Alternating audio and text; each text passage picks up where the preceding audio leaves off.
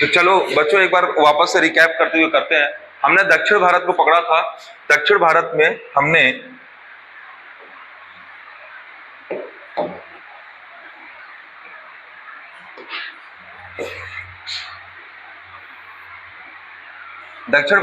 दो हिस्सों में तोड़ा था बच्चों। क्या? एक संगम काल और दूसरा दक्षिण भारत के प्रमुख राजवंश। इसमें संगम काल क्या, संगम संगीत क्या, संगम साहित्य क्या है, कहानियां संगम काल, इसको हम पिछली क्लास में पढ़े थे। कल हमने क्या देखा था? पांड्य देखा था, चेर देखा था और चोल देखा था। इसमें हमने चेर चोल पांड्य की क्या देखी? सबसे पहले हमने क्या देखी? भौगोलिक स्थिति देखी कि ये सब कहां कहां स्थित है। ठीक है। फिर हमने क्या देखा? जो नवीन राजवंश है जिसमें वाकाटक राजवंश को हमने देख लिया था। पल्लव हमको पढ़ना है, चालुक्य हमने पढ़ना है, राष्ट्रकूट पढ़ना है और चोल पढ़ना है। जिसमें इसमें हम चोल चेर पांड्य का कैसा अध्ययन किए थे? तो चोल चेर पांड्य का तुलनात्मक अध्ययन करेंगे। उसके पहले दक्षिण भारत के राजवंश कैसे थे? तो वाकाटक राजवंश, फिर ये कदम राजवंश और कौन सा राजवंश था? इक्ष्वाकु वंश था। ये कदम और इक्ष्वाकु वंश कहाँ थे? तो कदम और इक्ष्वाकु वंश जो थे बच्चों वो कहाँ? आंध्र प्रदेश में थे। आंध्र सातवाहन के बाद वाकाटक और का अगला हिस्सा था। तो यहाँ पे कदम वंश को कौन जीतेगा? चालुक्य जीतते हैं। और इक्ष्वाकु वंश को कौन जीतेगा? पल्लव जीतेंगे। क्यों? क्योंकि चालुक्य और पल्लव के आपस में क्या चल रही है? लड़ाई चल रही है दक्षिण भारत को लेकर, विजय अभियान को लेकर। ठीक है। पल्लव वंश कब से कब रहेगा? 3वीं से 9वीं शताब्दी। चालुक्य वंश कब रहेगा? तो 3 हिस्सों में रहेगा, बादामी, वेंगी और कल्याणी। तो 6वीं से 8वीं शताब्दी और 10वीं से 12वीं शताब्दी। बच्चों पल्लव वंश कौन सा दिख रहा है? 3वीं से 9वीं शताब्दी। तो बात ये आता है 6वीं से 8वीं हो गई, 10वीं से 12वीं हो गई, लेकिन 8वीं से 10वीं कौन है? तो आप देखिएगा 8वीं से 10वीं में स्पेशली कौन सा वंश आएगा? पल्लव वंश आएगा। ठीक है। अब चालुक्य वंश में कौन सा?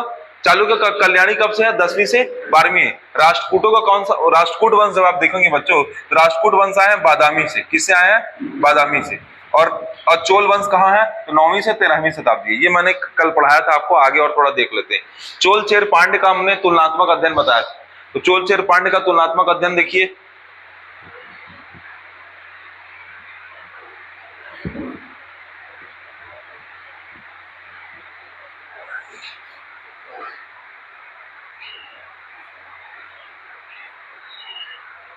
चोल चेर पांड्य का आपको तुलनात्मक अध्ययन। पांड्य का मतलब क्या होता है? प्राचीन देश। चोल का मतलब क्या होता है? नवीन देश। और चेर का मतलब क्या होता है? पर्वतीय देश। पांड्य में क्या हुआ? संगीतियां हुई। पांडवों ने संगीतियां कराई। पहली संगीतियां किसके? आज अगस्त के नेतृत्व में हुई, दूसरी भी अगस्त के नेतृत्व में हुई, तीसरी नक्कीर के नेतृत्व में हुई। और कहां कहां हुई? तो मदुरई में हुई, कांचीपुरम में हुई और मदुरई में हुई। ठीक है। अच्छा, पांड्य के बारे में उल्लेख किसमें मिलता है? तो मैगस्थनीज की इंडिका में मिलता है। पांड्यों की राजधानी कौन सी थी? तो प्रारंभ में कोरकाई राजधानी थी, उसके बाद परमानेंट राजधानी कौन सी हो गई? मदुरई हो गई। पांड्यों को किससे दर्शाया गया है? तो मछली से दर्शाया गया है। प्रथम शासक कौन था? तो नोडियन या नेडियन था। इसमें अगर देखोगे तो पांड्यों के लिए जेम्स ऑगस्टस नाम का एक व्यक्ति है जो पांड्य के शासनकाल में आया था। और इसमें तलैया गानम युद्ध किसे संबंधित है? तो पांड्यों से संबंधित है। कौन सा युद्ध? तलैया गानम युद्ध संबंधित है। ठीक है। अब चेर को देखो। चेर को देखोगे तो चेर का मतलब क्या होता है? पर्वतीय प्रदेश। सबसे पहले अभिलेख किसमें इसका वर्णन है? तो पुगलूर अभिलेख में। कल की चीज को वापस से रिकैप करा रहा हूं ताकि आगे बताऊं। राजधानी कौन सी है? करियूर है, या इसी को वांजीर बोलते हैं। यहाँ पे कौन सा है? मदुरई है। यहाँ पे कौन सा? उरैयूर होगा। उरैयूर होगा। और फिर बाद में जाके स्थायी चोलों की स्थायी राजधानी तंजौर हो जाएगी। आपको बताऊंगा आज। देखो इस चेर का सबसे इंपॉर्टेंट राजा जो है उस राजा का नाम क्या है? राजा सेन गुट्टवन। और एक और जो प्रथम शासक है उदयन जेलर। उदयन जेलर की खासियत थी कि उसने पाकशाला बनाई थी। पाकशाला क्या होती थी? महाभारत में जितने भी सैनिक भाग लेते उनको खाने के लिए एक स्थान बनाया था। राजा सेन गुट्टन की बात करूंगा तो उसने पत्नी संप्रदाय की स्थापना की और कड़ंगी देवी की पूजा की। कड़ंगी देवी की पूजा को समझ गया ना कौन था? ठीक है। और चीन देश में अपने राजदूत भेजे। किसने भेजा? राजा सेन गुट्टवन ने। राजा सेन गुट्टवन ने। उसके बाद चोल वंश को देखो तो चोल क्या है? नवीन प्रदेश राजधानी उरैयूर। इसको क्या बोलते हैं? चोल मंडलम बोलते हैं। वो कावेरी पट्टनम का पूरा इलाका है, कावेरी नदी के आसपास का। इसका प्रतीक चिन्ह कौन सा है? बाघ। इसका प्रतीक चिन्ह कौन सा है बच्चों? कौन सा है? धनुष। और इसका प्रतीक चिन्ह कौन सा? तीनों प्रतीक चिन्ह पे क्वेश्चन पूछता है, याद रखिएगा। प्रतीक चिन्ह पे क्वेश्चन पूछता है, कई बार पूछा है, मतलब फेवरेट क्वेश्चन है। शासक कौन सा? उखप हर्रे है। और महानतम शासक कौन है बच्चों? तो याद रखो महानतम शासक जो है वो करिकाल है। कौन है? करिकाल। शिल्पाधिकारम जो साहित्य लिखा गया था, शिल्पाधिकारम साहित्य में किसका वर्णन किया गया है? तो करिकाल का वर्णन किया गया है। और करिकाल के बारे में ये कहा गया है कि बच्चों स्टार्ट करते हैं दक्षिण भारत के प्रमुख राजवंश, जिसमें हम कहां से स्टार्ट कर रहे हैं? इधर ध्यान दीजिए, इधर ध्यान दीजिए। इधर दक्षिण भारत के प्रमुख राजवंश को कहां से स्टार्ट करें? पल्लव वंश से स्टार्ट करें। तो सबसे पहले हम ये समझते हैं, देखिए आज की क्लास अभी आपको समझ में नहीं आया, 20 से स्टार्ट हो रहा है, तो थोड़ा सा आपको पेशेंस रखना पड़ेगा, ठीक है? थोड़ा सा पेशेंस रखिएगा, मैं आपको लाइन अप करने का कोशिश करूंगा अगर समझ में। मैंने आपको बताया था बच्चों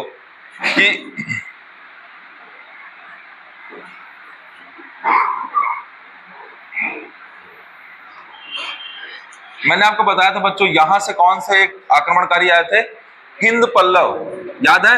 हिंद और पल्लव आक्रमणकारी बाहर से आए थे। तो उसमें इसके अलावा कौन आए थे? हिंद यवन आए थे। इसके अलावा शक कुषाण हूण आए थे। तो हिंद पल्लव जब यहाँ आए थे तो इनको कई मामलों में असफल किया गया था। ये फिर किधर की तरफ बढ़े थे? दक्षिण भारत की तरफ बढ़े। तो उत्तर भारत की तरफ से तो ये विजयी नहीं रह पाए, लेकिन दक्षिण भारत की तरफ से आए। कुछ विद्वानों का कहना है कि जो हिंद पल्लव है या पल्लव वंश है, ये वाकाटक की एक शाखा है। अब आपको पता है कि यहाँ पे कौन सा वंश था? सातवाहनों का वंश था। सातवाहन से कौन सी एक शाखा निकली बच्चों? वाकाटक निकली है। तो कुछ लोगों का कहना है कि वाकाटक समाप्त हुए और वाकाटक से ही कौन पैदा हुआ है? पल्लव आए हैं। लेकिन कुछ विद्वानों का मानना है कि ये कहाँ है? हिंद पल्लव वाले पल्लव वंश है। ज्यादातर मान्यता है कि बाहर के विदेशी व्यक्ति हैं जो पल्लव वंश में आते हैं। अब देखिए मुद्दे की चीज, पल्लव वंश के बारे में हमने पहले क्या समझा? उत्पत्ति। तो उत्पत्ति के संदर्भ में हमने क्या देखा? ये हिंद पल्लव विदेशी थे या फिर क्या थे? वाकाटक के सामंत थे। या ऐसा हो सकता है बच्चों कि वाकाटक के सामंत और हिंद पल्लव आपस में मिलकर क्या बनाए हो? पल्लव वंश बनाए हो, ठीक है? इनकी जो राजधानी थी बच्चों, राजधानी वो कौन सी थी? कांचीपुरम थी। और कांचीपुरम कहाँ है? कांचीपुरम साउथ में। पल्लवों की राजधानी कहाँ थी? कांचीपुरम में, ठीक है? राजधानी कहाँ है? कांचीपुरम। अगर आप बात करोगे संस्थापक की, तो इसके संस्थापक जो है बच्चों, पल्लवों के संस्थापक के संदर्भ में अलग अलग मान्यता है, लेकिन सबसे प्रसिद्ध जो व्यक्ति है वो उसका नाम है सिंह वृष्णु।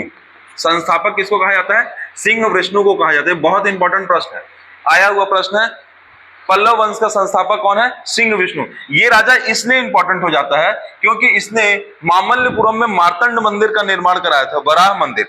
मामल्लपुरम में वराह मंदिर का निर्माण करा, तभी पढ़ेंगे हम आगे। तो देखो इस काल के प्रमुख जो इस टाइम में हम शासक पढ़ेंगे ना, तो ये ऐसे लिखेंगे प्रमुख शासक।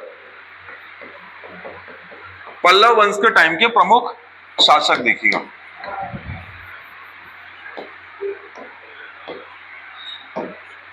सबसे पहले हम पढ़ेंगे सिंह विष्णु। किसको पढ़ेंगे? सिंह विष्णु। सिंह विष्णु के बाद आप देखोगे महेंद्र वर्मन। महेंद्र वर्मन, सिंह विष्णु के बाद महेंद्र वर्मन, महेंद्र वर्मन के बाद नरसिंह वर्मन प्रथम। नरसिंह वर्मन प्रथम। इसी तरीके से नरसिंह वर्मन द्वितीय।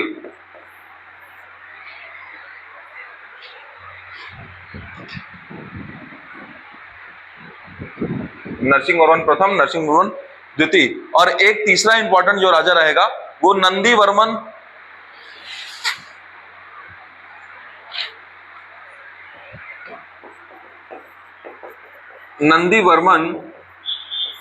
द्वितीय रहेगा और नंदी वर्मन ही तृतीय रहेगा। अच्छा, इतने बड़े बड़े राजा दिख रहे हैं आपको, सबके राजा के बारे में बस मैं बता रहा हूं कि पल्लव शासकों में ये राजा प्रमुख है। इस राज्य में आपको हर एक राजा के बारे में एक एक दो दो कीवर्ड्स लिखाऊंगा, बस उतना ही याद रखना, ठीक है? कौन सा वंश देख रहे हैं? दक्षिण भारत के प्रमुख राजवंश में कौन सा वंश देख रहे हैं? पल्लव वंश देख रहे हैं। पल्लव वंश की उत्पत्ति का सिद्धांत क्या है? या तो ये हिंद पल्लव थे, या तो ये वाकाटक के ही सामंत थे, या दोनों का मिक्सचर थे। तो क्या बना?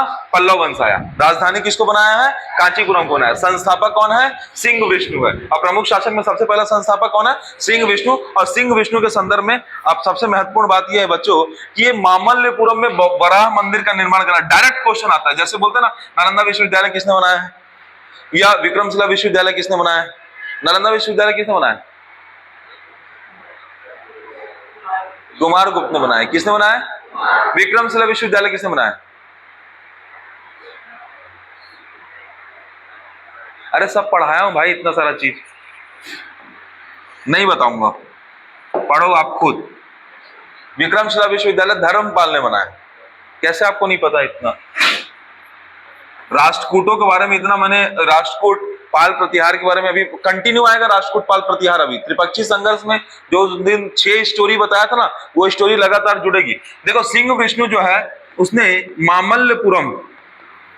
मामल्लपुरम में वराह मंदिर का निर्माण कराया। किसका निर्माण कराया बच्चों? वराह मंदिर। ये बड़ा मंदिर है ना इसलिए। तो जो मामल्लपुरम का वराह मंदिर है वो किसने बनवाया है? तो मामल्लपुरम का वराह मंदिर किसने बनवाया है? सिंह विष्णु ने बनवाया है। किसने बनवाया है? सिंह विष्णु ने बनवाया। बच्चों याद रखिएगा, पल्लव वर्सेस क्या पढ़ते हैं हम अक्सर? चालुक्य। मैंने बताया ना दो चीज की लड़ाई है। कैसे दो चीजों की? दो राजाओं की लड़ाई है। ऐसे समझिएगा, एक को कौन जीत रहा है? पल्लव। तो दूसरा कौन जीत रहा है? चालुक्य। तो हमेशा पल्लव और चालुक्य के वर्चस्व की लड़ाई चल रही है यहाँ पे। तो पल्लव और चालुक्य के वर्चस्व की जो लड़ाई चल रही है वो कैसी होगी? तो देखिएगा, चालुक्य वंश में भी जब आप पढ़ेंगे, अभी पढ़ेंगे तो हम एक राजा पढ़ेंगे पुलकेशिन द्वितीय। किसको पढ़ेंगे? पुलकेशिन द्वितीय। पुलकेशिन द्वितीय की लड़ाई अलग अलग देखते हो आप। हर्षवर्धन के साथ लड़ाई देखते हो तो पुलकेशिन द्वितीय जब हर्षवर्धन के साथ लड़ता है तो किसको हरा देता है? हर्षवर्धन को लड़ा देता है। महेंद्र वर्मन ने चालुक्य शासक पुलकेशिन, जो महेंद्र वर्मन है वो भी चालुक्य शासक पुलकेशिन द्वितीय से पराजित होता है। कौन? महेंद्र वर्मन। तो याद रखिएगा, महेंद्र वर्मन की खासियत यह है कि जिस तरीके से हर्षवर्धन को पुलकेशिन द्वितीय ने हराया था, महेंद्र वर्मन को भी किसने हराया था? पुलकेशिन द्वितीय ने हराया था। तो याद रखिएगा, अभी एक राजा से हारेगा और दो राजाओं को हराएगा। तो पहला राजा जिसको हराएगा उसका नाम क्या है? हर्षवर्धन। दूसरा राजा जिसको हराया उसका नाम क्या है? महेंद्र वर्मन। और तीसरा राजा है जो खुद पुलकेशिन द्वितीय को हराएगा, उस व्यक्ति का नाम है नरसिंह वर्मन प्रथम, है ना? तो याद रखिएगा यहाँ पे बच्चों, पुलकेशिन द्वितीय को हराया।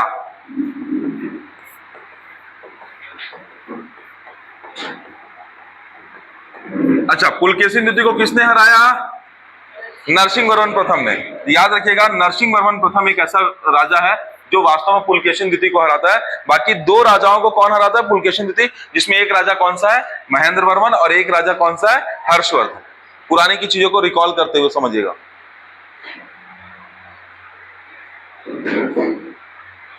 बच्चों महेंद्र वर्मन की खासियत और एक और खासियत है, इसने एक हास्य ग्रंथ लिखवाया था। किसने? महेंद्र वर्मन। जैसे हास्य कलाकार होते ना, तो हास्य ग्रंथ लिखाया था, जिस हास्य ग्रंथ का नाम है मत्त विलास प्रहसन। इंपॉर्टेंट है ये, मत्त विलास प्रहसन। हास्य ग्रंथ किसने लिखवाया? महेंद्र वर्मन ने। उस हास्य ग्रंथ का नाम क्या है? मत्त विलास प्रहसन। तो ये कौन सा ग्रंथ है बच्चों? ये हास्य ग्रंथ है। कैसा ग्रंथ है बच्चों? हास्य ग्रंथ है। तो महेंद्र वर्मन के बारे में 2 पॉइंट याद रखना है। पहला कौन सा? पुलकेशिन द्वितीय ने महेंद्र वर्मन को हराया था। और दूसरा मत्त विलास प्रहसन। बच्चों प्रारंभ में ना महेंद्र वर्मन जैन अनुयायी था। कैसा अनुयायी था? जैन अनुयायी था। लेकिन फिर बाद में ये जैन धर्म त्याग करके शैव धर्म अपना लेता है। इसको एक व्यक्ति मिलते हैं जिसका नाम है संत अय्यर। संत अय्यर से मिलने पर ये कौन सा धर्म अपना लेता है बच्चों? शैव धर्म अपना लेता है। कौन सा धर्म अपना लेता है? शैव धर्म। कौन अपनाता है? महेंद्र वर्मन। तो प्रारंभ में क्या रहता है? जैन धर्मानुलंबी रहता है। फिर बाद में क्या जो अपना लेता है? हाँ, एक और व्यक्ति इंपॉर्टेंट है बच्चों, रुद्राचार्य। रुद्राचार्य नाम का एक इंपॉर्टेंट व्यक्ति इसके शासनकाल में रहता है। ठीक है, तो महेंद्र वर्मन से 4 पॉइंट थोड़ा ठहराव के साथ याद करो। पहला कौन सा है? एक व्यक्ति है जो इंपॉर्टेंट आचार्य है जिसका नाम क्या है? रुद्राचार्य। दूसरा कौन है? संत अय्यर नाम का व्यक्ति है जो उसको क्या करता है? शैव धर्म अपनाने के लिए प्रेरित करता है और जैन धर्म त्याग करके वो कौन सा धर्म अपनाता है? शैव धर्म अपनाता है। पुलकेशिन द्वितीय ने किसको हराया है? महेंद्र वर्मन को हराया है। मत विलास प्रहसन नामक हास्य ग्रंथ किसके शासनकाल में लिखा गया है? तो महेंद्र वर्मन। तो महेंद्र वर्मन पे कितनी चीजें याद रहेंगी? 4 याद रहेगा। पहला सिंह विष्णु की खासियत क्या है? मामल्लपुरम का वराह मंदिर बनवाया है। किसने? सिंह विष्णु ने। आया हुआ प्रश्न है, पिछले साल एमपीपीएससी में असिस्टेंट प्रोफेसर में आया था ये क्वेश्चन, एकदम ऊपर ऊपर का मोटा क्वेश्चन है। अभी केंद्रीय विद्यालय में पीजी का एग्जाम हुआ था तो तब आया था पिछले साल ये क्वेश्चन सब उठ उठ के पिक हो के आते हैं। ठीक है बच्चों, फिर हम बात करते हैं नरसिंह वर्मन प्रथम की बात करते हैं। देखो, नरसिंह वर्मन प्रथम ने पुलकेशिन द्वितीय को हराया और विजय स्तंभ की स्थापना की। किसकी स्थापना की? विजय स्तंभ की स्थापना की। और बच्चों, वातापी कोंड की उपाधि धारण की। 2 चीजें याद रखेंगे। नरसिंह वर्मन की कहानी यह है कि इसने पुलकेशिन द्वितीय को हराया, विजय स्तंभ की स्थापना की और वातापी कोंड की उपाधि धारण की। ठीक है बच्चों, एकाश्म रथ मंदिर, इसकी भी खासियत है। एकाश्म रथ मंदिर, एकाश्म रथ मंदिर किसने बनवाया? नरसिंह वर्मन प्रथम ने बनवाया। नरसिंह वर्मन प्रथम और महेंद्र वर्मन, 2 राजा थोड़ा इंपॉर्टेंट हो जाते हैं। ठीक है, इसी तरीके से चोल में राजा राज प्रथम मैं आपको बताऊंगा, वो इंपॉर्टेंट है। कुछ कुछ राजा बहुत इंपॉर्टेंट है इसमें। इन दोनों में ये दो, महेंद्र वर्मन और नरसिंह वर्मन प्रथम इंपॉर्टेंट होता है। अभी एक राजा इसमें और इंपॉर्टेंट रहेगा। ये दूसरे राजा नरसिंह वर्मन प्रथम के बारे में देखो कि पुलकेशिन द्वितीय को हराया, इसने विजय स्तंभ की स्थापना की, इसने एकाश्म रथ मंदिर बनवाया और वातापी कोंड की स्थापना की। क्वेश्चन पूछता है पल्लव वंश का कौन सा राजा है जिसने वातापी कोंड की स्थापना, वातापी कोंड की उपाधि धारण की? पल्लव वंश का कौन सा राजा है जिसने एकाश्म रथ मंदिर का निर्माण कराया? पल्लव वंश का कौन सा राजा है जिसने मामल्लपुरम या वराह मंदिर का निर्माण कराया? समझ गया? या सही जोड़ी में अभी अनुयायियों और आचार्यों का नाम दे देगा और सही जोड़ी मिलाने को बोलेगा।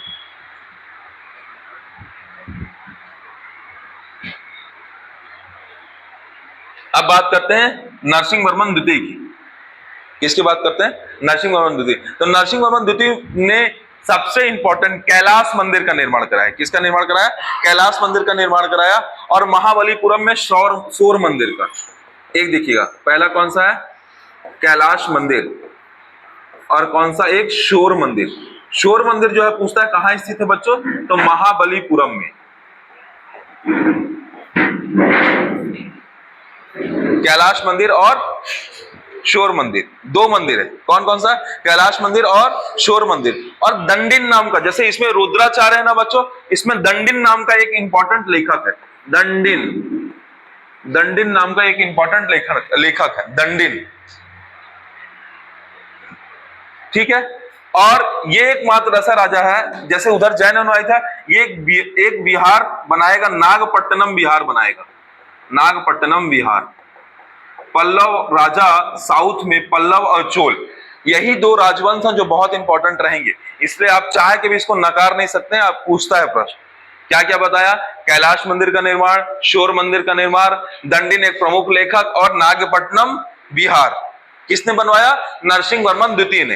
नरसिंह वर्मन प्रथम ने क्या, किसको हराया? तो पुलकेशिन द्वितीय को हराया, विजय स्तंभ की स्थापना की, वातापी कोंड की उपाधि धारण की, और एकाश्म रथ मंदिर बनाया। एकाश्म रथ मंदिर बनाया। अगर आप महेंद्र वर्मन की बात करोगे तो पुलकेशिन द्वितीय ने किसको हराया?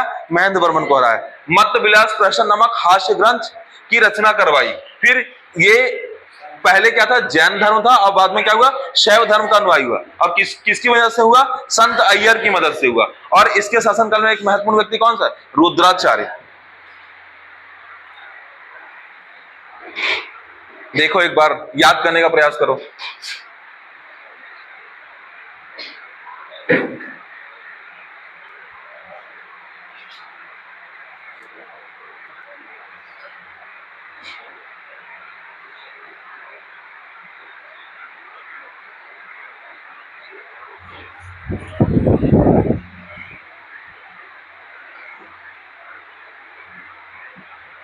याद करो, याद करते चलो।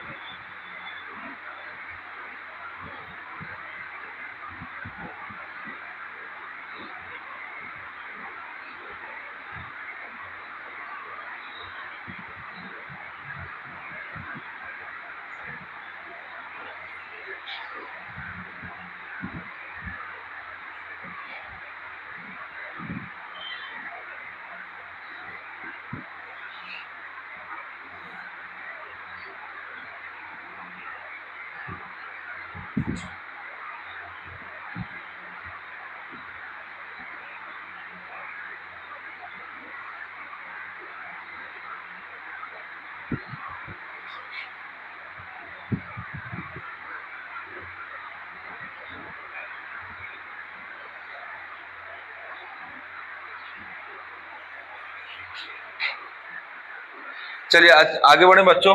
नरसिंह वर्मन द्वितीय के बारे में देखते हैं, नंदी वर्मन द्वितीय के बारे में देखते हैं। अच्छा, एक चीज याद रखिएगा, पल्लव काल में ना मूर्ति कला, क्या बोल रहे हैं ध्यान से सुनिएगा, मूर्ति कला, मंदिर वास्तुकला में कौन सी, द्रविड़ शैली। द्रविड़ शैली क्यों? क्योंकि 3 तरीके के मंदिर होते हैं। ऊपर कौन सा मंदिर, नागर शैली का, बीच में कौन सा मंदिर, बेसर शैली का, साउथ में कौन सा मंदिर, द्रविड़ शैली का मंदिर। तो पल्लव वंश किस मंदिर के निर्माण में सबसे ज्यादा उपयोगी रहे, दक्षिण भारत के प्रमुख मंदिरों को बनाने में, है ना। और साथ ही साथ मंदिर बस नहीं बनाए, रथ मंदिर बनाए हैं, रथ को काट के एकाश्म रथ मंदिर, फिर गुफा को काट के मंदिर बनाए हैं, ठीक है, जिसके प्रादक्षिणा पथ बहुत बड़े बड़े, प्रादक्षिणा पथ मतलब आगे का प्रांगण बहुत बड़ा बड़ा रहेगा। तो अभी यहाँ पे एक और मंदिर आपको बताएंगे, एक मंदिर का नाम, जिसका नाम है बैकुंठ का पेरुमल मंदिर। तो नंदी वर्मन द्वितीय ने बैकुंठ का पेरुमल मंदिर बनाया। आप जो मैं लिखा रहा हूं बस उतना याद रखो, बैकुंठ का पेरुमल मंदिर, बैकुंठ पेरुमल मंदिर किसने बनवाया, नंदी वर्मन द्वितीय ने बनवाया। बस एक फैक्ट याद रखना है इसका, नंदी वर्मन द्वितीय। नंदी वर्मन द्वितीय के बारे में 2 फैक्ट और याद रखना है, जिसमें सबसे पहले तो पेरुंदेव एक तमिल भाषा के प्रसिद्ध कवि हैं, प्रसिद्ध कवि, क्या नाम है, पेरुंदेव। पेरुंदेव, इन्होंने भारत वेणा नामक ग्रंथ की रचना की है, भारत वेणा। साउथ में ये इंपॉर्टेंट है, देखो 4-5 तो पूछते ही है, एक शिल्पाधिकारम पूछ लिया, एक मणि मैखले पूछ लिया, एक तिलुक्कुपियम पूछ लिया, ठीक है, एक भारत वेणा पूछ लिया। ये 4-5 ही तो साहित्य हैं जिन पे प्रश्न बनता है। तो भारत वेणा का निर्माण किसने किया है, पेरुंदेव ने किया। पेरुंदेव किसके टाइम के हैं, नरसिंह वर्मन तृतीय के टाइम पे, नंदी वर्मन तृतीय के टाइम पे। नंदी वर्मन द्वितीय ने क्या बनाया, बैकुंठ का पेरुमल मंदिर बनाया। नरसिंह वर्मन द्वितीय ने क्या बनाया, कैलाश मंदिर बनाया है, शोर मंदिर बनाया है, और दंडिन एक महत्वपूर्ण लेखक रहा है। और नागपट्टनम में क्या बनाया है, बिहार मतलब क्या, भिक्षुओं को रहने के लिए निवास स्थान बनाया है। बस इतना ही इंपॉर्टेंट है पल्लव वंश में, इतना इंपॉर्टेंट है, इतना आप जान रहे हो तो मतलब बहुत जान रहे हो। आपके एग्जाम के अकॉर्डिंग पढ़ाया गया, हिस्ट्री सब्जेक्ट के अकॉर्डिंग नहीं, आपके एग्जाम के अकॉर्डिंग है कि कितना आपके लिए इंपॉर्टेंट। अब देखो नरसिंह वर्मन प्रथम में पुलकेशिन द्वितीय ने हराया, विजय स्तंभ इसने बनाया, वातापी कोंड की उपाधि धारण की। ये इसका हो गया किसका, नरसिंह वर्मन प्रथम का। नरसिंह वर्मन महेंद्र वर्मन की बात करेंगे तो पुलकेशिन द्वितीय ने महेंद्र वर्मन को हराया, पुलकेशिन द्वितीय ने किसको हराया, हर्षवर्धन को हराया। पुलकेशिन द्वितीय खुद किससे हारा, तो नरसिंह वर्मन प्रथम से हारा। फिर उसने मत विलास प्रहसन, क्या हुआ, मत विलास प्रहसन एक हास्य ग्रंथ की रचना की, किसके शासनकाल में, महेंद्र वर्मन। और महेंद्र वर्मन पहले क्या था, जैन अनुयायी, फिर बाद में क्या हो गया, शैव अनुयायी। किसने किया, संत अय्यर ने। और उसके टाइम का एक महत्वपूर्ण व्यक्ति कौन है, रुद्राचार्य। कौन है, रुद्राचार्य। ये हो गया पल्लव वंश।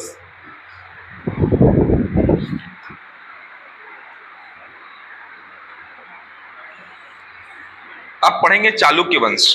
पल्लव के काउंटर में कौन सा वंश पढ़ेंगे, चालुक्य वंश। और चालुक्य वंश को हम 2 पार्ट में तोड़ेंगे, कायदे से तीन होते हैं। चालुक्य वंश कहां कहां है, तो चालुक्य वंश 3 जगह है बच्चों। चालुक्य वंश को कैसे हमने तोड़ा था, 3 हिस्सों में तोड़ा। एक चालुक्य को क्या बोलते हैं, बादामी के चालुक्य।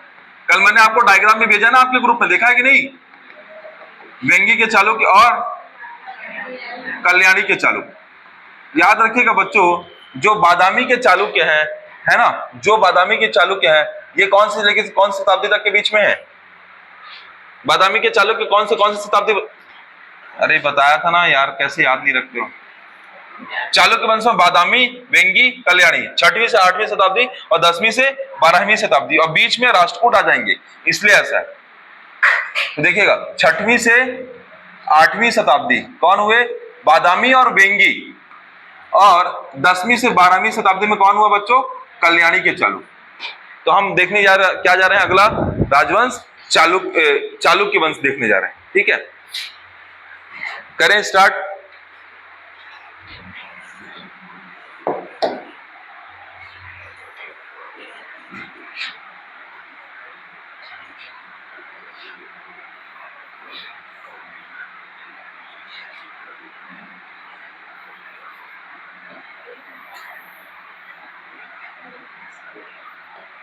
देखो, अगर ये भारत है, इस भारत में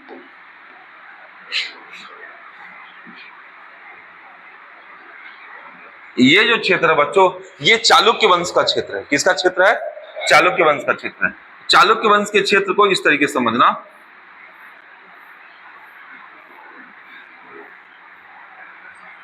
जो ये नीचे का क्षेत्र है बच्चों, ये कल्याणी के चालुक्य। किसके चालुक्य हैं? कल्याणी के चालुक्य। जो ये पूरा क्षेत्र रहेगा, ये कौन सा चालुक्य है? कल्याणी के चालुक्य। ये वेंगी का क्षेत्र होगा बच्चों, वेंगी के चालुक्य। ठीक है, और ये जो होगा, ये क्षेत्र जो होगा, ये पूरा, ये किसका होगा? तो ये किसका होगा? बादामी के चालुक्य। 3 तरीके के, बादामी के चालुक्य, वेंगी के चालुक्य और कल्याणी के चालुक्य। ठीक है, ये क्लियर हुआ कि नहीं? अब देखो, तो हम स्टार्ट कर रहे हैं कौन सा वंश? चालुक्य वंश। तो चालुक्य वंश की बच्चों कायदे से 3 शाखाएं हैं। एक बादामी के चालुक्य, जिसको हम पढ़ेंगे। दूसरा वेंगी के चालुक्य, जो आंध्र सातवाहन के जगह पाए जाते हैं। और तीसरा जो हो गया, वो कौन सा चालुक्य हो गया? कल्याणी के चालुक्य। अब देखो, बादामी के चालुक्य बच्चों, बादामी के जो पुलकेशिन द्वितीय, जिस राजा को मैं बार बार बोलता हूं, वो कहां के चालुक्य हैं? तो बादामी के चालुक्य हैं। कहां के चालुक्य हैं? बादामी के चालुक्य। तो सबसे पहले बादामी चालुक्य वंश में सबसे महत्वपूर्ण राजा जो है रहा है, वो पुलकेशिन द्वितीय रहा है। कौन रहा है? पुलकेशिन द्वितीय रहा है। और इसका संस्थापक देखिएगा बच्चों, सबसे पहले हम देखेंगे संस्थापक। जो इंपॉर्टेंट है वही बता रहे हैं। संस्थापक पुलकेशिन प्रथम। इसके बाद जो राजा है उसका नाम है कीर्तिवर्मन प्रथम। इसके बाद जो राजा है पुलकेशिन द्वितीय। यही सबसे महत्वपूर्ण राजा है बच्चों, पुलकेशिन द्वितीय। पुलकेशिन प्रथम, पुलकेशिन प्रथम, कीर्तिवर्मन प्रथम, पुलकेशिन द्वितीय। और इसके बाद अन्य राजाओं में विक्रमादित्य, विजयादित्य, कीर्तिवर्मन द्वितीय।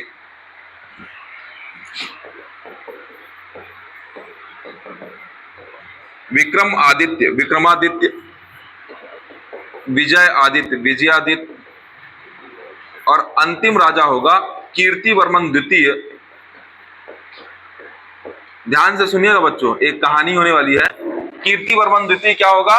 चालुक्य वंश का अंतिम राजा होगा। और कीर्तिवर्मन द्वितीय की तख्ता पलटेगा, मतलब कीर्तिवर्मन द्वितीय का जो सेनापति होगा, ध्यान दीजिएगा, सेनापति जो होगा वो होगा दंती दुर्ग। कौन होगा?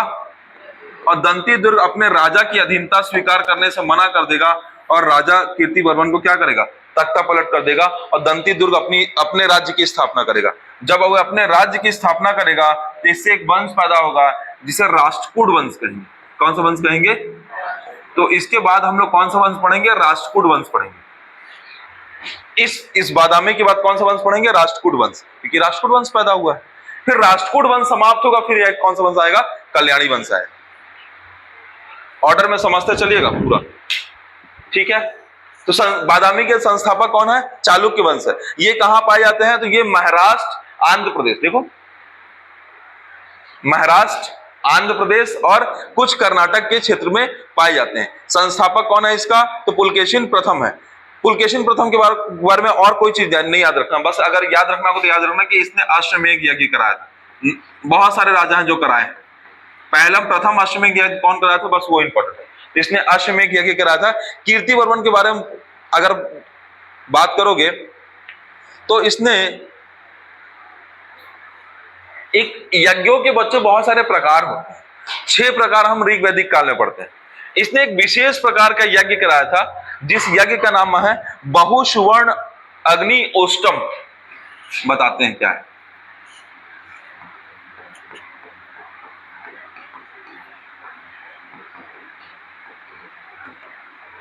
ये स्पेशल प्रकार का यज्ञ कराया था इसने बच्चों। ये यज्ञ के दौरान क्या किया था? सोने के सिक्के उस यज्ञ में जो शामिल हुए थे उनको दान में दिया था, और जो लोग संत आए थे वहां उनको सोने के सिक्के दान में दिया था। इसकी वजह से बहुसुवर्ण अग्नि ओष्टम क्या कहा जाता है? यज्ञ कहा जाता है। पुलकेशिन द्वितीय, जैसे कि मैं पहले बताया कि सबसे इंपॉर्टेंट राजा कौन सा रहेगा? पुलकेशिन द्वितीय। सबसे महत्वपूर्ण बात, पुलकेशिन द्वितीय ने किसको किसको हराया है? तो पहले तो हराया, किसको किसको हराया बच्चों? पहला किसको हराया? हर्षवर्धन को हराया। हर्षवर्धन को हराया और हर्षवर्धन को नीचे नहीं आने दे दिया। तो किस नदी के तट पे हराया? तो नर्मदा नदी के तट पे हराया, ठीक है। दूसरी अगर इंपॉर्टेंट बात करोगे तो ये किसको हराया? महेंद्र वर्मन को हराया। महेंद्र वर्मन को हराने की वजह से क्या हुआ? इसने पल्लव वंश को चालुक्य वंश के ऊपर हावी नहीं होने दिया। पल्लव वंश को चालुक्य वंश के ऊपर हावी नहीं होने दिया। किसने नहीं होने दिया? पुलकेशिन द्वितीय ने। पुलकेशिन द्वितीय के बारे में बताता हूं बच्चों। ये आपने यहां पे देखा, आपने यहां पे देखा इक्ष्वाकु वंश दिख रहा है, कदम वंश दिख रहा है। तो चालुक्य का कौन सा राजा है? चालुक्य का वो राजा बच्चों पुलकेशिन द्वितीय है जिसने किसको? जिसने कदम वंश को पूरी तरीके से सर्वनाश कर दिया था। ये कदम वंश ना, वाकाटक वंश, कदम वंश, इक्ष्वाकु वंश, मैंने ऑर्डर बताया था। तो कदम वंश को किसने समाप्त किया था? चालुक्य वंश के पुलकेशिन द्वितीय राजा ने किया था, ठीक है। तो याद रखिएगा इसने क्या किया है? इसने कदम वंश को परास्त कर उसका अधिकार क्षेत्र को मिला लिया। परास्त कर उसका अधिकार क्षेत्र किसमें मिला लिया बच्चों? तो चालुक्य में मिला लिया। अधिकार क्षेत्र किसमें मिला लिया? चालुक्य क्षेत्र में मिला लिया, चालुक्य में मिला लिया। याद रहेगा।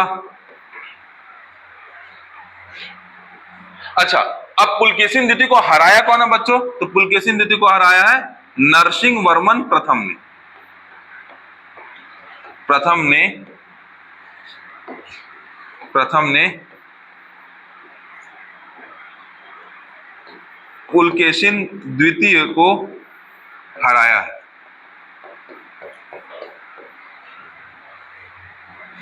याद रहेगा। पुलकेशिन द्वितीय को कैसे आप पकड़ेंगे? उसने हराया, किसको हराया? हर्षवर्धन को हराया। और किसको हराया? महेंद्र वर्मन को हराया। किससे हारा? नरसिंह वर्मन प्रथम से हारा। और किसको हराया? वंशों में तो कदम वंश को समाप्त करके अपना क्या किया?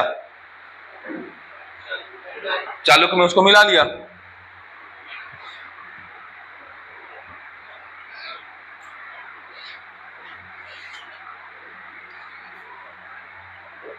बच्चों एक चीज और है, पूछता है प्रश्न, वेनसांग ने जब दक्षिण भारत की यात्रा की थी तो दक्षिण भारत का राजा कौन था? याद रखना है, वेनसांग ने जब दक्षिण भारत की यात्रा की थी तो उसका उस समय राजा कौन हुआ करता था? तो राजा पुलकेशिन द्वितीय हुआ करता था।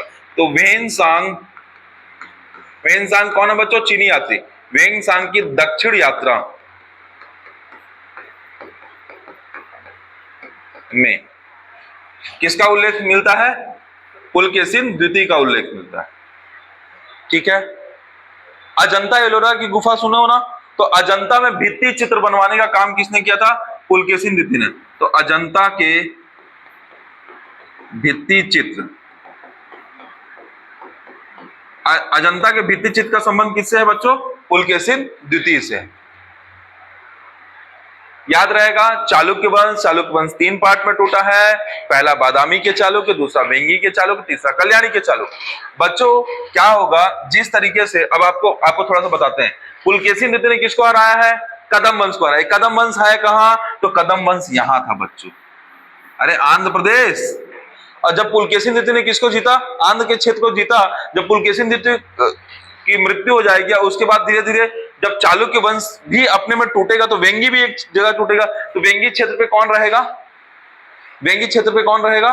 वेंगी क्षेत्र पे चालुक्य वंश का दूसरे राजा रहेंगे, चालुक्य वंश के दूसरे राजा रहेंगे। ये सब किसके चालुक्य? बादामी के चालुक्य है ना। ये राजा किसके हैं? बादामी के चालुक्य। समझ रहे हैं आप? बस इतना ही याद कीजिए आप, इतना ही। और अंतिम शासक कौन है? कीर्तिवर्मन। और कीर्तिवर्मन किसने हराया? दंती दुर्ग ने हराया।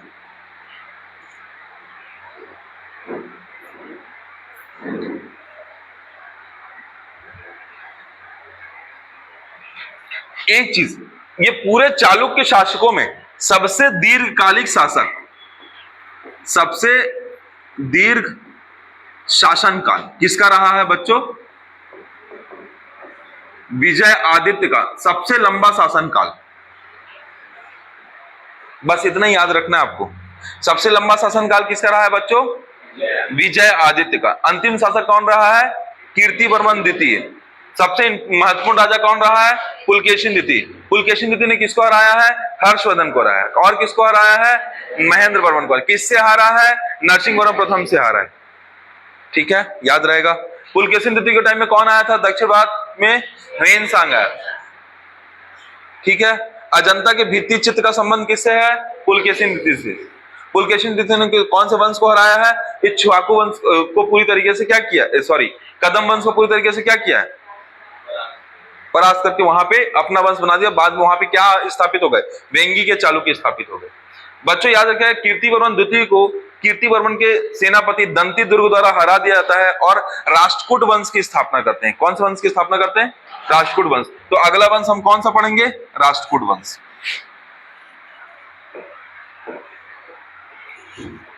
राष्ट्रकूट वंश के आधे से ज्यादा राजा तो आपको मैं बता चुका हूं, तो अब सुनते हैं कैसे? बोलो कहां बताया हो सर?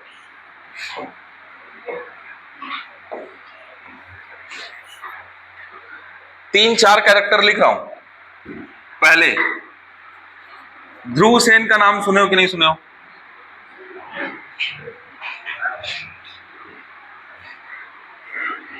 एक कौन से हैं? ध्रुव सेन, सुनते चलना। एक मैंने आपको और बताया है, गोपाल तृतीय। एक मैंने आपको और बताया है, इंद्र तृतीय। ठीक है, देखो ये किसका संबंध है? ये इनका सबका संबंध त्रिपक्षीय संघर्ष। इधर मैं राजा बताऊंगा, पूरा डिटेल बताऊंगा, लेकिन ये तीनों का मैं पहले भी जिक्र किया हूं। किसमें जिक्र किया हूं?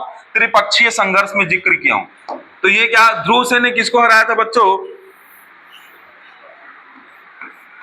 याद कीजिए, ध्रुव सेन ने हराया था वत्सराज को। किसको हराया था?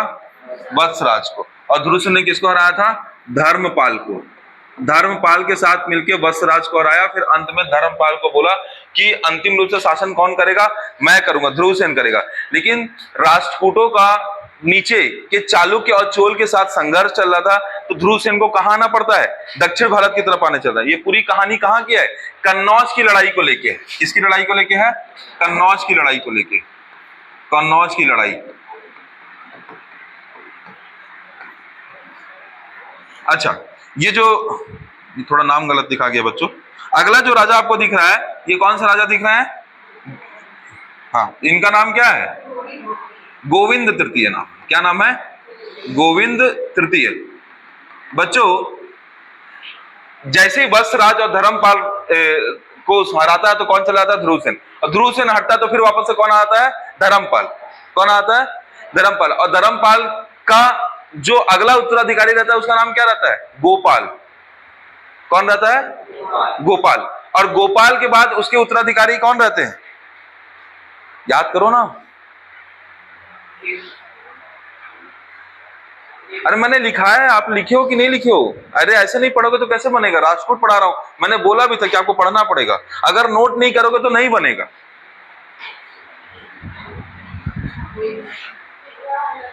एक सेकंड, एक जन, हाँ बताइए। दो पुत्र रहते हैं, हाँ, नारायण पाल, विग्रह पाल और नारायण पाल, दोनों कमजोर शासक रहते हैं। मुझे ये बताना है कि गोविंद तृतीय ने किसको हराया है? बताइए, गोविंद तृतीय ने किसको हराया है? गोविंद तृतीय हराएगा राष्ट्र इधर प्रतिहार वंश का एक प्रमुख राजा, उस राजा का नाम क्या है? नागभट्ट द्वितीय। तो गोपाल किसको हराएंगे? गोविंद किसको हराएंगे? नागभट्ट द्वितीय को हराएंगे। आपको अभी नहीं समझ में आ रहा होगा क्योंकि पहले का कंटेस्ट है, ठीक है। और नागभट्ट द्वितीय को किसने हराया? गोविंद ने हराया। फिर उसके बाद कौन, यहां पे कौन आएंगे? एक और, वो कहां बैठ जाएगा? फिर कन्नौज बैठ जाएगा। क्यों? क्योंकि ये कहां चले जाएगा? साउथ चल देगा। तो फिर कौन बैठ जाएगा? ये। अब फिर गोपाल जब बैठ रहेगा, गोपाल के दो उत्तराधिकारी, एक का नाम क्या है? विग्रहराज, और एक का नाम क्या है? नारायण पाल। दोनों कैसे रहेंगे? कमजोर शासक रहेंगे। तो फिर कौन? फिर इंद्र तृतीय आएगा, लेकिन उधर से कौन आ जाएगा? प्रतिहारों की तरफ से महेंद्र पाल, और महेंद्र पाल के बाद महीपाल। तो अंतिम रूप से कौन बचेगा कन्नौज पे? महीपाल बचेगा। तो इंद्र तृतीय को कौन हराएगा? कौन हराएगा? महीपाल। कौन हराएगा? कौन सा देवपाल है? ये देवपाल है, ये देवपाल है। अच्छा, एक सेकंड ना, गोपाल की जगह देवपाल आएगा, बिल्कुल सही बोल रहे हैं। देखिए, इसको थोड़ा और क्लियर कर दो।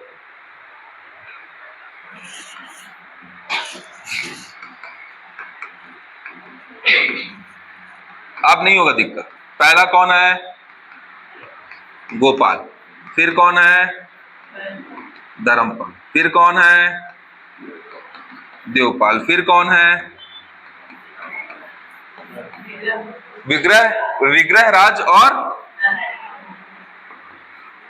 विग्रहराज और एक कौन है?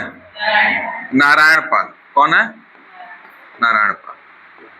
और अंतिम शासक कौन है पाल वंश का? अंतिम शासक कौन है पाल वंश का? क्या? महीपाल।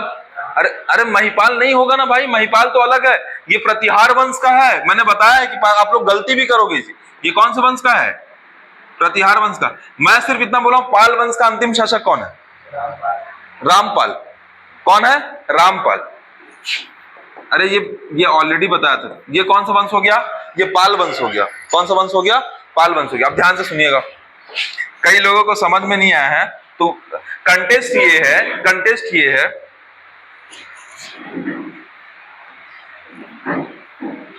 उस दिन जितने लोग नहीं आए थे ना, उनको कुछ हवा ही नहीं लगा कहां से क्या क्या किसका नाम ले लिए। देखो बच्चों, पूरी लड़ाई किसको लेके है?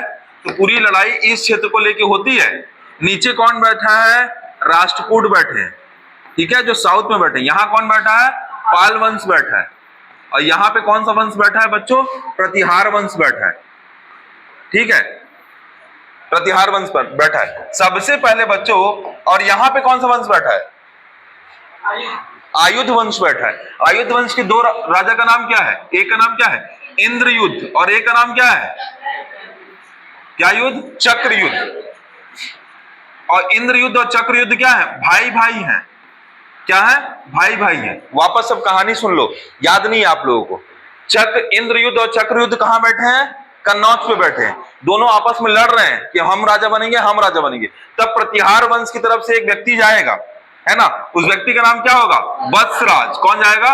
वत्सराज। और किसका साथ देगा? इंद्रयुद्ध का साथ देगा। कौन गया है बच्चों? वत्सराज। किसको राजा बना दिया है? इंद्रयुद्ध को। किसको राजा बना दिया है? इंद्रयुद्ध को। परिणाम स्वरूप क्या होगा? परिणाम स्वरूप क्या होगा? इंद्रयुद्ध राजा बन जाएगा। अब इधर से पाल वंश की तरफ से एक राजा जाएगा, कहां? कन्नौज। और वो क्या करेगा? वो वो किसको बना देगा राजा? वो चक्र युद्ध को राजा बना देगा।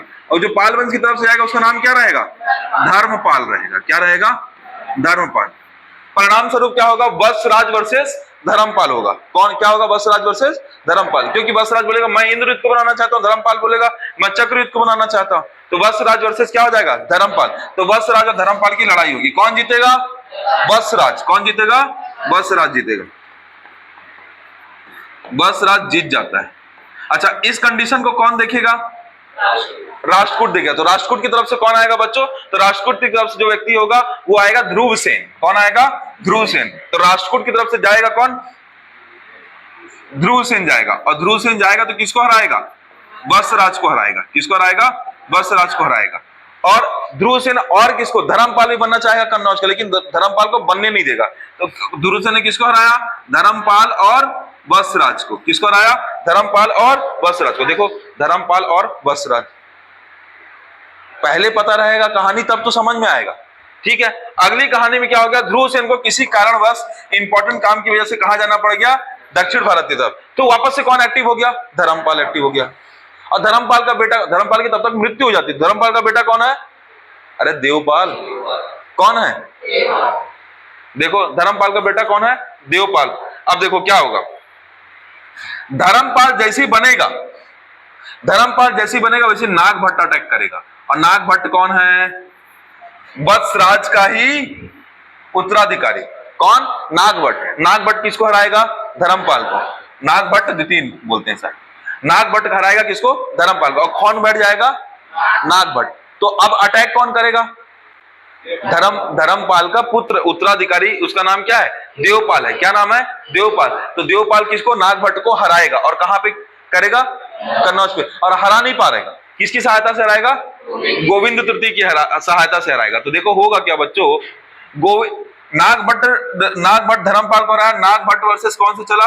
देवपाल चला। तो देवपाल डायरेक्ट हरा नहीं पा रहा था, तो किसकी मदद लेगा? गोविंद तृतीय की मदद लेगा। किसकी लेगा? गोविंद तृतीय की मदद लेगा। और गोविंद तृतीय कौन है? राष्ट्रकूट राजा है। तो ये दोनों मिलकर किसको हरा देंगे? नागभट्ट को कैंसिल। गोविंद तृतीय क्या हो जाएगा? कन्नौज में बैठ जाएगा। फिर क्या अचानक से कारण बस गोविंद तृतीय को कहां भागना पड़ेगा? दक्षिण भारत की तरफ। कौन बैठेगा ऊपर? देवपाल। कौन बैठ जाएगा ऊपर? देवपाल। और देवपाल के दो उत्तराधिकारी मैंने बताया, विग्रह राजा नारायण। दोनों कमजोर, दोनों कमजोर। तो देवपाल की कमजोरी को देख के फिर कौन अटैक करेगा? फिर नागभट्ट का और उत्तराधिकारी, जिसका नाम क्या है? महेंद्रपाल और महिपाल। तो पहले महेंद्रपाल अटैक करेगा और हरा देगा किसको? देवपाल को। फिर उसके बाद उसका देवपाल, महेंद्रपाल का बेटा कौन है? महिपाल। तो महिपाल शासन करेगा। जब महिपाल शासन करते रहेगा तो क्या होगा? इधर से इंद्र तृतीय आके, इंद्र तृतीय कौन है? राष्ट्रकूट। गोविंद तृतीय का भी एक और अगला, तो इंद्र तृतीय आएगा और कहां पे अटैक करेगा? महिपाल से अटैक करेगा। और महिपाल इंद्र तृतीय को हरा देगा। मतलब राष्ट्रकूट को समाप्त कर देगा नीचे की तरफ, और उधर से देवपाल को समाप्त कर दिया पाल वंश की तरफ से। तो अंतिम रूप से कौन बनता है? महिपाल। और वही फिर आगे बढ़ाता है प्रतिहार वंश को। कन्नौज की कहानी है ये। इसको बोलते हैं त्रिपक्षीय संघर्ष। भाई आपको मैं इतना सिस्टमेटिक बताया हूं, नक्शा उक्सा से करके कि ये यहां जा रहे हैं, ये यहां जा रहे हैं, ऐसे लड़ रहे हैं। तो आप याद रखिएगा, पाल वंश के 3 राजा याद रखना। अब मत गलती करना भाई। धर्मपाल, देवपाल और विग्रहराज, और एक और बताओ, नारायणपाल। ये दोनों कमजोर रहेंगे, इसलिए यहां पे आगे गाड़ी नहीं बढ़ेगी। ठीक है। इधर अगर प्रतिहार वंश की तरफ से देखोगे तो प्रतिहार वंश की तरफ से पहले आएगा वत्सराज, फिर आएगा बच्चों नागभट्ट। ठीक है, द्वितीय। फिर कौन आएगा बच्चों? नागभट्ट के बाद महेंद्रपाल, और महेंद्रपाल के बाद कौन आएगा बच्चों? महिपाल। कौन आएगा? महिपाल। ये किधर से आएगा? प्रतिहार की तरफ से आएगा। और अगर राष्ट्रकूट के साइड से बात करोगे तो राष्ट्रकूट के साइड से यही रहेंगे, ध्रुवसेन, गोविंद तृतीय और इंद्र तृतीय। तो ध्रुवसेन जीतेगा, साउथ भागेगा। गोविंद तृतीय जीतेगा, साउथ भागेगा। इंद्र तृतीय जीत ही नहीं पाएगा। ठीक है, क्लियर हुआ कि नहीं? तो राष्ट्रकूट के 3 राजा क्लियर हुए। राष्ट्रकूट का संस्थापक कौन है? दंतीदुर्ग है। और इन्होंने अपनी राजधानी किसको बनाया? तो मान्यखेत को बनाया है। किसको बनाया है? मान्यखेत। तो 3 राजा यही कंप्लीट हो गया बच्चों। अभी इसको एक्सप्लेन नहीं करूंगा यहाँ पे। देखो, संस्थापक कौन हो गया बच्चों? दंतीदुर्ग। कौन हो गया? दंतीदुर्ग। इसका एक पहला राजा जो रहता है बच्चों दंतेदुर्ग के बाद कृष्ण प्रथम रहता है। कृष्ण प्रथम जो है बच्चों एक इंपॉर्टेंट है, राष्ट्रकूट में कैलाश मंदिर का निर्माण कराता है। किसका निर्माण कराता है? कैलाश मंदिर। और ये ऐसे वैसे कैलाश मंदिर का निर्माण नहीं कराता है, ये एलोरा के कैलाश मंदिर का निर्माण कराता है। इंपॉर्टेंट है, एलोरा के कैलाश मंदिर का निर्माण कराता है। एलोरा के कैलाश मंदिर का निर्माण कराता है। कौन कराता है बच्चों? कृष्ण प्रथम। उसके बाद तीन महत्वपूर्ण राजा कौन से हैं तो देखोगे, ध्रुवसेन, फिर कौन है? गोविंद तृतीय, फिर कौन है? इंद्र तृतीय। तो गोविंद, ध्रुवसेन, गोविंद तृतीय, इंद्र तृतीय की कहानी ऑलरेडी क्लियर कर दी मैंने यहाँ पे। किसको लेकर लड़ाई होती है? कन्नौज को लेकर लड़ाई होती है। अंतिम में कौन जीता है बच्चों? अंतिम में गुर्जर प्रतिहार जीतते हैं। और इन्हीं प्रतिहारों से फिर कौन सा वंश आगे आता है बच्चों? तो राजपूत वंश आएगा। और इन्हीं राजपूत वंश से कितने वंश बनते हैं? तो 10 अलग अलग वंश बनेंगे। राजस्थान में चौहान वंश, दिल्ली में तोमर वंश, कन्नौज में गहड़वाल वंश, बुंदेलखंड में चंदेल वंश, उज्जैन में परमार वंश। अब अगर छत्तीसगढ़ में बात करोगे तो कलचुरी वंश, उड़ीसा में बात करोगे तो गंग वंश, और नीचे बात करोगे तो होयसल वंश। ठीक है, समझ रहे हो? हर जगह कौन कौन से राजपूतों के बहुत सारे वंश बनते हैं। गुजरात में बात करोगे तो सोलंकी वंश, चालुक्य का ही है ना एक हिस्सा सोलंकी वंश। ये क्लियर हुआ कि नहीं हुआ? तो ये दो राजा इंपॉर्टेंट, ये इसके बारे में आज बच्चों इसमें एक महत्वपूर्ण राजा रहेगा जिसका नाम रहेगा अमोघ वर्ष। क्या है? अमोघ वर्ष। और अमोघ वर्ष ना एक अमोघ वर्ष के टाइम में यहां पर है अमोघ वर्ष, अमोघ वर्ष, अमोघ वर्ष, अमोघ वर्ष के बारे में बहुत इंपॉर्टेंट बातें। इसने एक किताब लिखवाई है प्रश्नोत्तर मालिका। एक किताब रहेगी इसकी प्रश्नोत्तर मालिका। क्या किताब रहेगी? प्रश्नोत्तर मालिका किताब रहेगी। और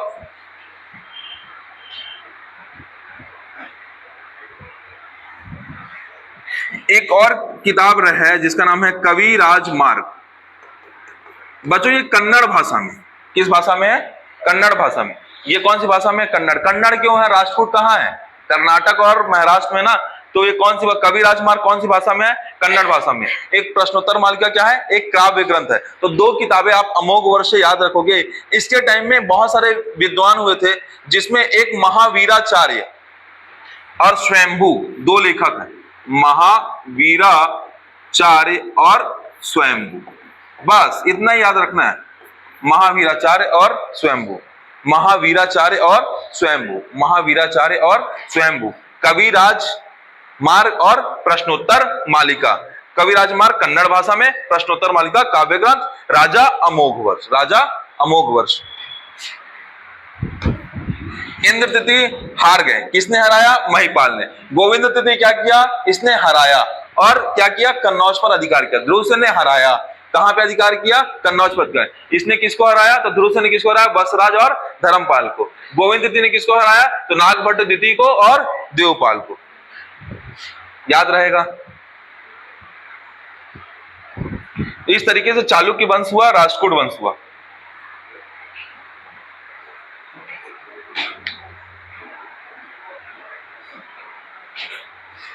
कल एक पूरी क्लास लगेगी चोल वंश की, कंप्लीट हो जाएगा फिर दक्षिण भारत एकदम अच्छे से।